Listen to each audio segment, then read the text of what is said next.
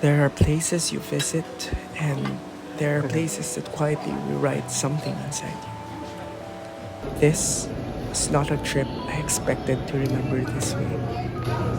Crucial patience, full cooperation, and compliance are highly appreciated.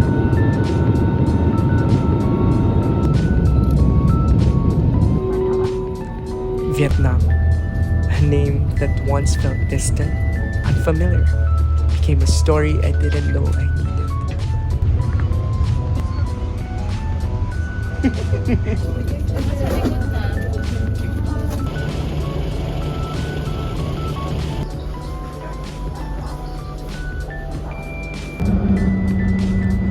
From the moment we arrived, there was already something different in the air. Not louder, not brighter, just alive. The kind of life that doesn't demand attention, but gently pulls you in. We moved from the misty mountains of Sapa, where the clouds felt close enough to touch, to the restless rhythm of Inoy, where every street seemed to breathe its own story.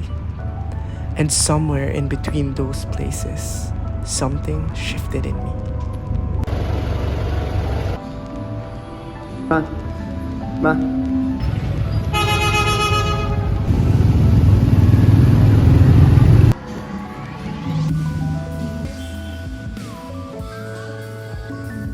Isang top.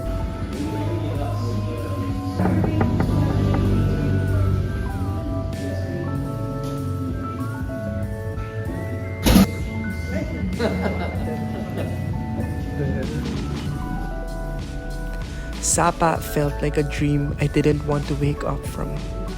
Mountains stretching endlessly, terraces carved by time and patience, and silence that wasn't empty, but full.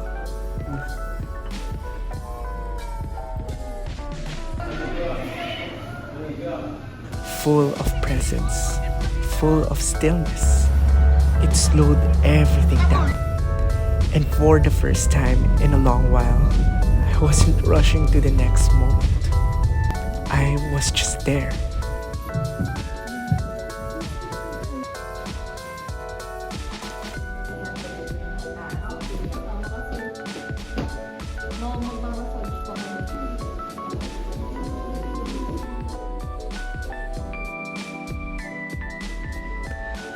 But what made it unforgettable wasn't just where we were. It was who I was with. I saw something I don't always get to see. My parents, happy.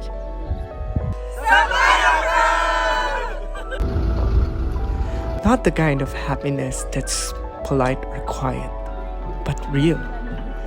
The kind that shows in laughter that lingers too long, in smiles that don't fade quickly, in moments where they forget everything else and just enjoy. And somehow seeing that meant everything.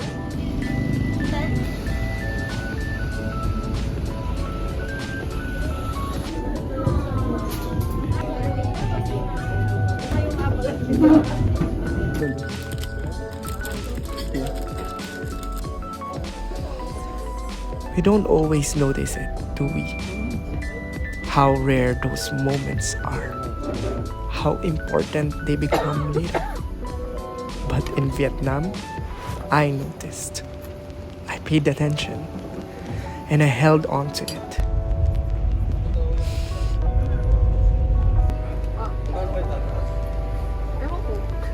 Pero tingnan, kung madaanan mamaya, push. Grabe talaga. Dito na kami sa Alpine. Naka!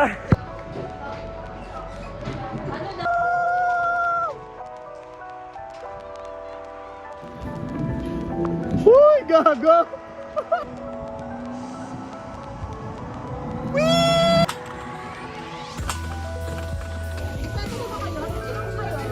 Ay, wait lang.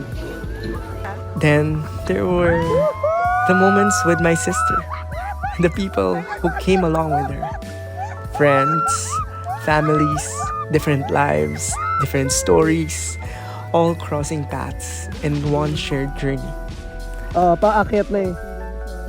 Aray!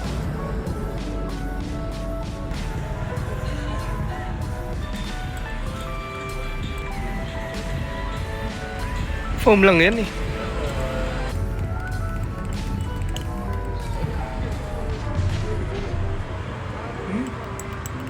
Sarap kaya?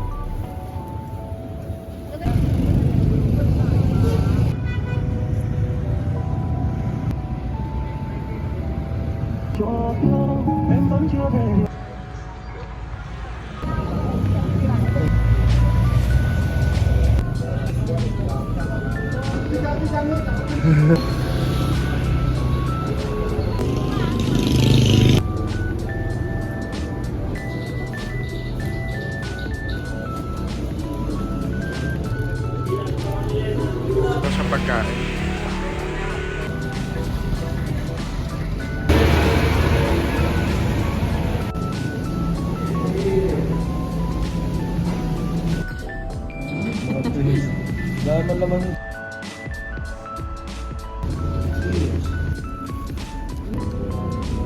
Nasayaw mo na.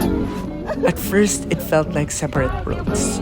But somewhere between long walks, shared meals, random conversations, and laughter that didn't need translation, those worlds blended. And suddenly, we weren't just traveling together, we were connected. There's something about being far from home that makes people open up. Walls come down, conversations become easier, laughter becomes louder, and the smallest moments, they start to matter more.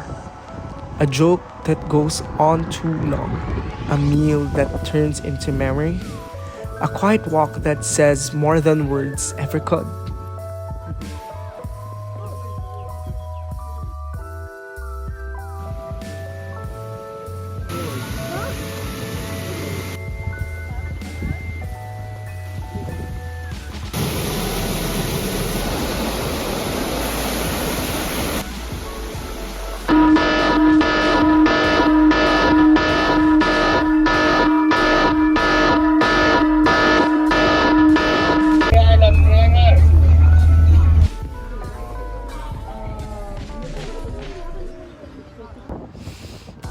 I didn't expect this trip to feel this way. I didn't expect Vietnam to leave this kind of mark. I thought it would be beautiful, and it was. I thought it would be interesting, and it was. But I didn't expect it to feel this full.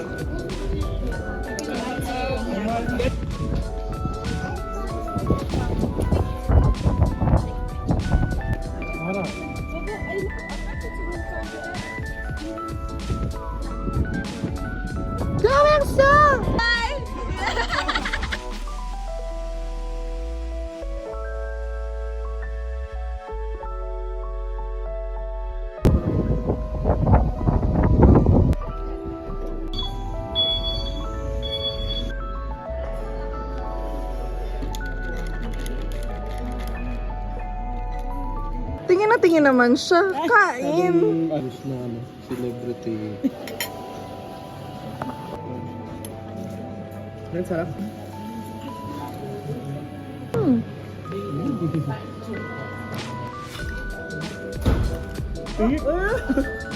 lang.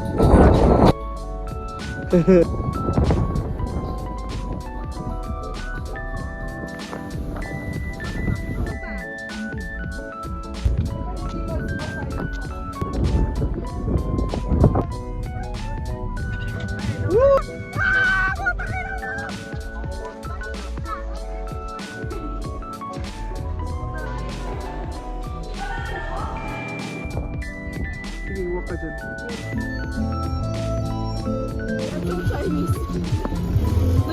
Go! Happy birthday to you! Sapa felt like a dream I didn't want to wake up from. Not just because of what I saw, but because of what I felt. Mornings arrived quietly, wrapped in mist that softened everything it touched. Mountains didn't just stand in the distance. They revealed themselves slowly, like they had their own sense of timing. And for once, I didn't feel the need to rush ahead of them.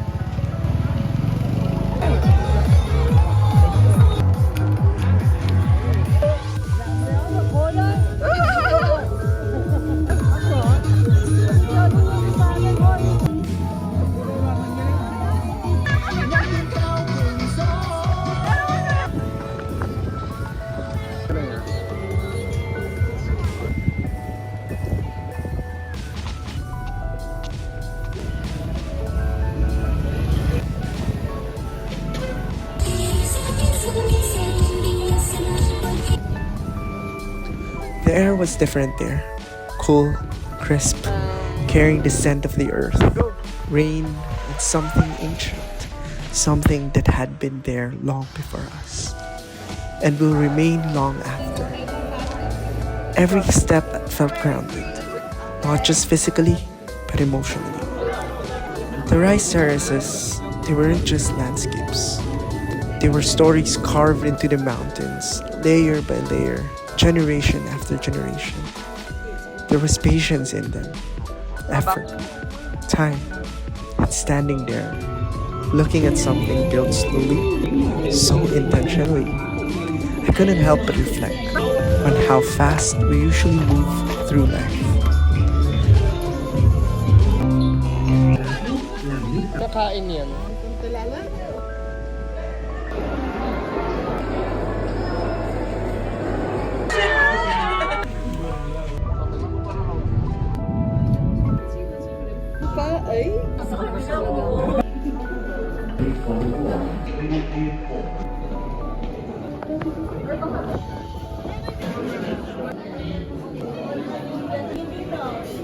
Okay, isa pa.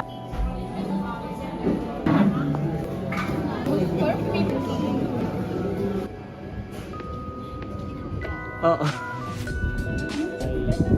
Go from here.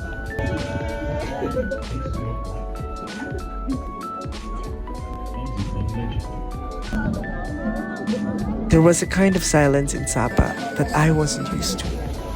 Not the kind that feels empty, but the kind that listens back. The kind that lets your thoughts settle, your breathing slow, your mind finally catching up with your body. And in that silence, I found clarity. Walking through the paths, sometimes uneven, sometimes unpredictable, didn't matter because every turn offered something new, a different view, a different perspective, a reminder that not everything needs to be planned to be meaningful. And then there were the moments that didn't look cinematic but felt it. Laughter echoing through open spaces, simple conversations that stretched longer than expected, pauses that didn't need to be filled. Kaway, kaway. Tak na naman siya. Those were the moments that stayed. Sapa didn't try to impress. It didn't need to. It just existed. Quietly, beautifully, with a kind of confidence that comes from knowing its worth. And maybe that's why it left such a mark. Because in Sapa, I wasn't distracted. I wasn't thinking about what came next. I was just there, fully, completely present. And somehow, that was enough.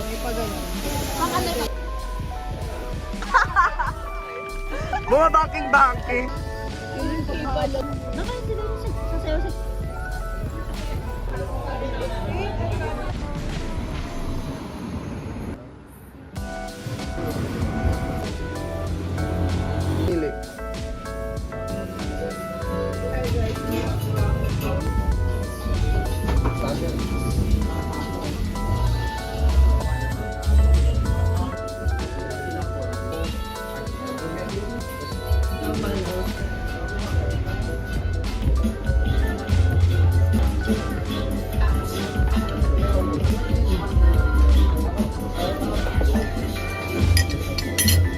Balik. Go. Cheers! Lalahatin niyo yan?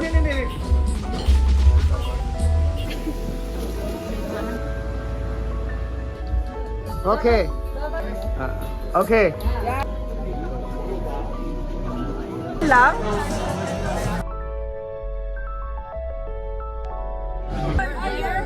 You're there? Yes, we're there. They're there. Okay, go. Are you there? Are you ready? First shot in Sapa. Cinema. Happy birthday! Oh my God.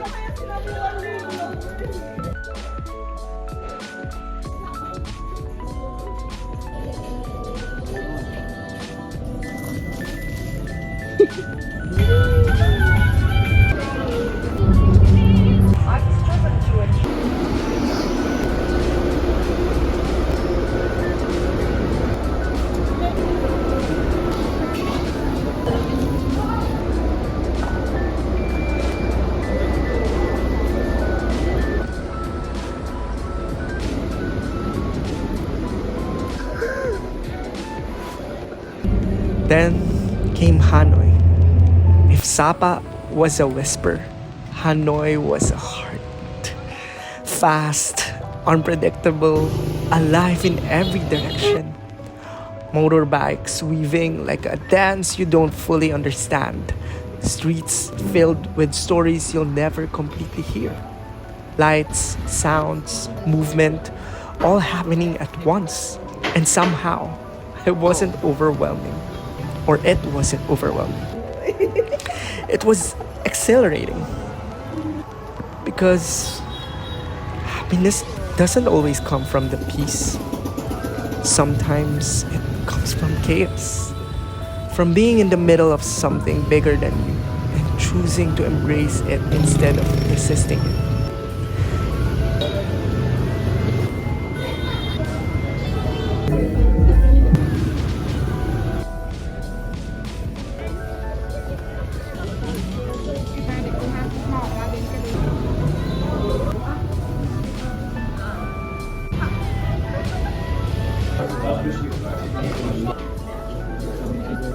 Ano daw?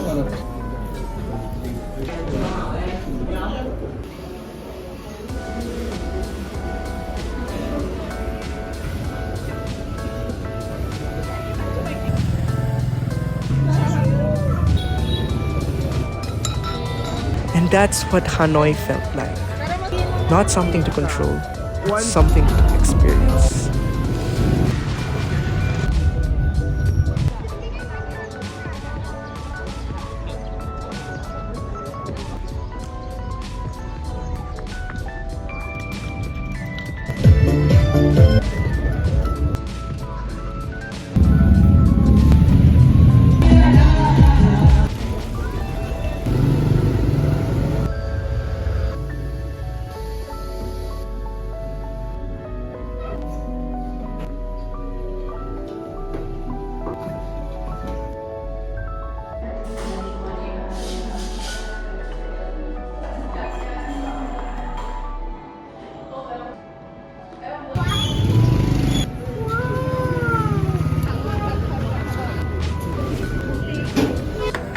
And even in the middle of all that noise, what stood out the most was still the same.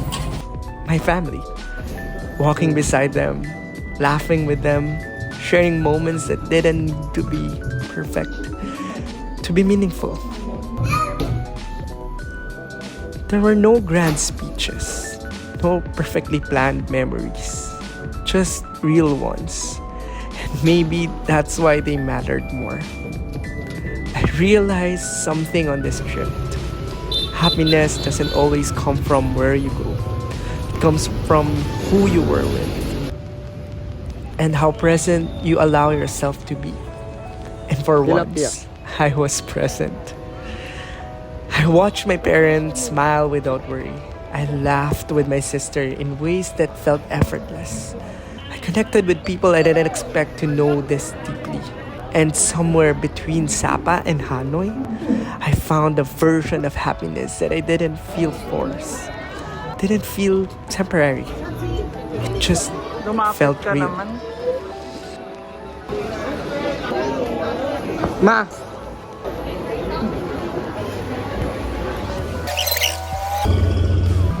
Hanoi was a pulse you could feel in your chest.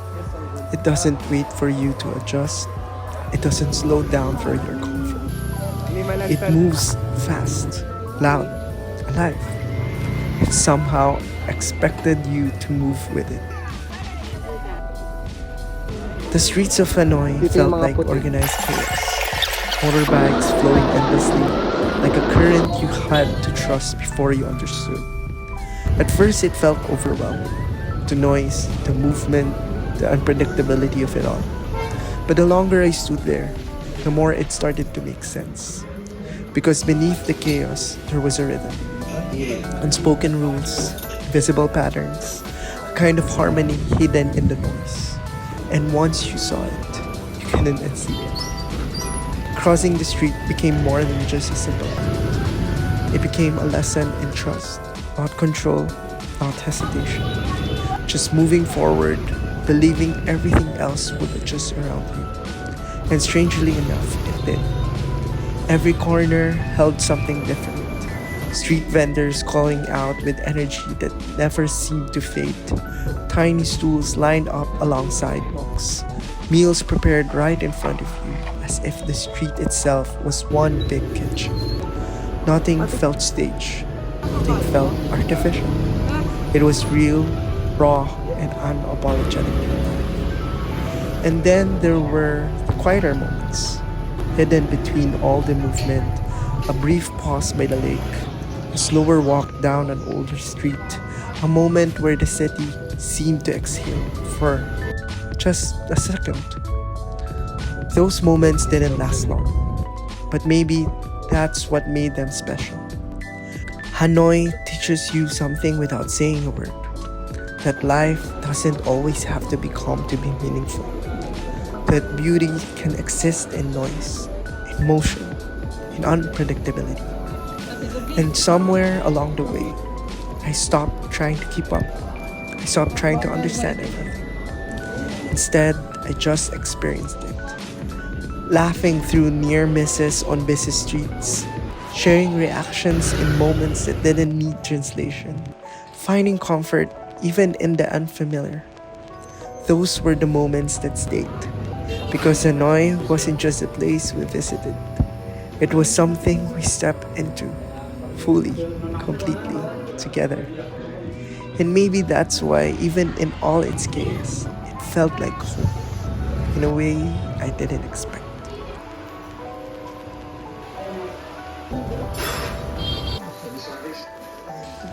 Trips end, flights go home, suitcases get unpacked.